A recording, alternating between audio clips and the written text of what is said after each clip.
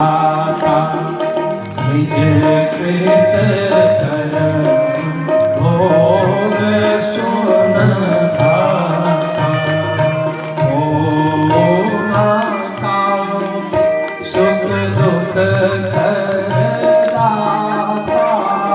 ओ माता सुख दुख करदाता।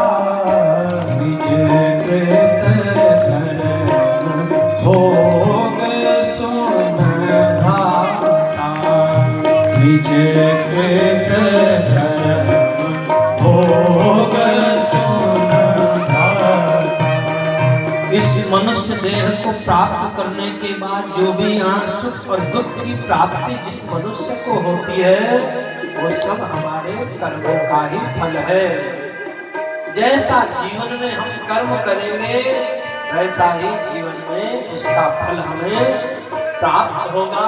ये इस संसार का प्रबल नियम है, ये पृथ्वी का नियम है। यहाँ जो डालोगे आपने आम डाला बदले में आम का ही वृक्ष प्राप्त होगा। आपने धान डाला बदले में धान ही मिलेगी।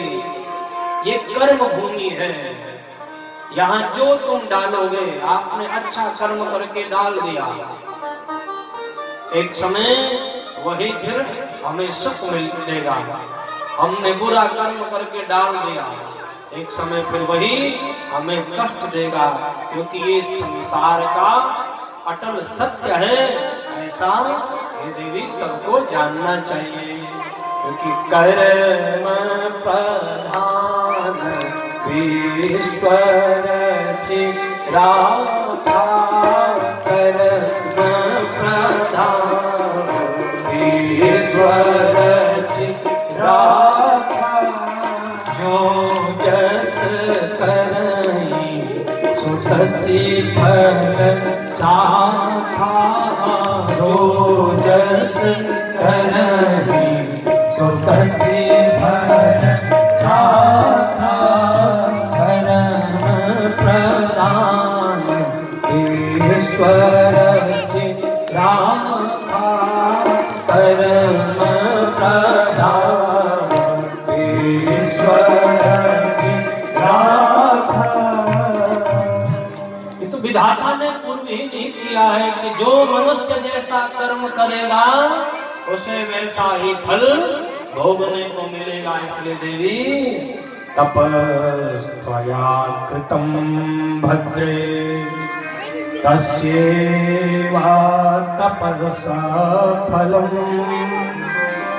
तदन्यथा कथं स्यात् त्वे जातं त्वयि यथा तथा च सत्। देवी हे तुलसी, तुम्ही ने पूर्व जन्म में भगवान नारायण को पाने के लिए तप किया है। उस जन्म का कर्म फल इस जन्म में तुम्हें प्राप्त हुआ है।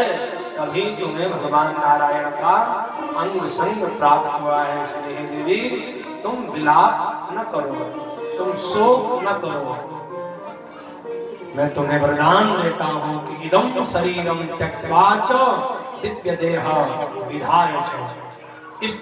ये जो तुलसी रूपी शरीर है तुम्हारा, तुम शीघ्र ही इसका त्याग करके और लक्ष्मी के सदृश सर्वांग सुंदर शरीर धारण करके नित्य प्रति सदैव भगवान नारायण के साथ ही रमण करोगे।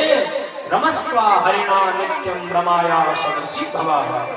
तुम भगवान नारायण के साथ नित्य प्रति रमण करोगे सुंदर देह लेकर के। और तवीयम तनरो सृष्ट्या नदी रूपा भवेदी। ये तुलसी, ये जो तेरा शरीर है ये उसी समय तत्क्षण नदी रूप में परिणत हो जाएगा। और वही नदी भारतवर्ष में गंडकी नाम से प्रसिद्ध होगी, जीव मात्र का कल्याण करेगी। और तुमने पहले ही भगवान नारायण को श्राप दे दिया है। इसलिए तुम्हारे श्राप के फल स्वरूप भगवान नारायण उसी गंडकी नदी के तट पे पाषाण बन करके शालिग्राम रूप से सदैव निवास करेंगे। बोले शालिग्राम भगवान की। हरे वे शैल रूपी चा गंडकी तीर्थ सन्निधो संकरिष्यात्यधिष्ठान भारते तव सापदा। देवी तुम्हारे साथ से सारे जनमानस का कल्याण होगा, तुम शीघ्र ही गंडकी नदी बनोगे। तो भगवान नारायण शालिग्राम बन के और एक कीट इस पाषाण का भेदन करके और फिर शालिग्राम का निर्माण करते रहेंगे। तो शालिग्राम भी दो प्रकार के होते हैं, उसमें जो चक्र पाणी शालिग्राम होते हैं वो सर्वश्रेष्ठ माने जाते हैं, अर्थात जिसमें चक्र का निर्माण। और ये जो कीट हैं ये स्वयं अपने आप ही इन पाषाणों में भगवान नारायण के सुदर्शन चक्र की आकृति बनाते हैं। जो गंडकी नदी का स्पर्श शालिग्राम से करवाएगा, बोले भगवान नारायण की उसके जीवन में अद्भुत कृपा होगी। शालिग्राम शिला विष्णु तुलस्यास्तव संगमा सदा सदृश्य रूपाय बहु पुण्या विवर्धिना। तो इस शालिग्राम का स्पर्श तुलसी माँ से जो करवाता है, जो गंडकी के जल से भगवान नारायण का अभिषेक करवाता है, इनके संयोग से भगवान नारायण बड़े प्रसन्न होते हैं। बोल लक्ष्मी नारायण भगवान की।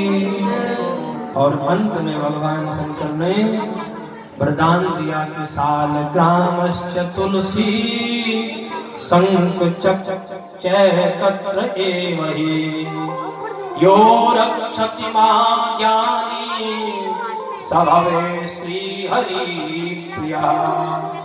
जो शालिग्राम तुलसी और शंख एकत्र एव हि, जो इन तीनों को एक ही जगह रखता है, वो मनुष्य बड़ा पुण्यदायी और पुण्य को प्राप्त होता है।